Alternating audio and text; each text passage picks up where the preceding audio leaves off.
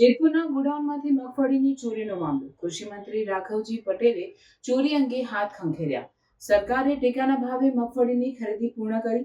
ચોરી અંગે અમારા વિભાગને કોઈ નિસ્બત નહીં. ખરીદી પૂર્ણ થયા બાદ એજન્સી અને નાફેડની જવાબદારી, જેવું કૃષિ મંત્રીએ જણાવ્યું. જેતપુરના જેતલસર પાસે હાઉસમાંથી મગફળીની થઈ છે ચોરી. નાફેડ દ્વારા ખરીદેલી મગફળી તો હાઉસમાં રાખવામાં આવી હતી. 31,64,956 ની કિંમતની 1212 મગફળીની ચોરી અંગે ફરિયાદ નોંધાઈ. જિલ્લાની અંદર એક ટેકાના ભાવે ખરીદાયેલી મગફળીમાં ચોરીની ફરિયાદ નોંધાણી છે. 1212 જેટલી બોરીની ફરિયાદ નોંધાણી છે. નાફેડનું ગોડાઉન હતું.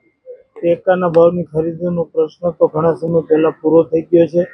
રાજ્ય સરકારની આમાં કોઈ જવાબદારી નથી. સરકારે તો ટેકાની ખરીદી વ્યવસ્થિત થાય એના માટેના આયોજનમાં સક્રિય ભાગીદારી લીધી હતી. હવે આ પ્રશ્ન ખરીદ કરનાર સંસ્થા અને નાફેડ કેન્દ્ર સરકારના વિષય હસ્તકનો. હળવદમાં જે એજન્સી હતી ખાતર વેચાણ કરતી હતી એનું લાયસન્સ સસ્પેન્ડ કરવાનું આપણે સૂચના આપી છે. ત્યાં તપાસ માટે જે મીડિયાની ટીમો ગઈ હતી એના પર કંઈક હુમલો થયો છે અને માર્યા છે.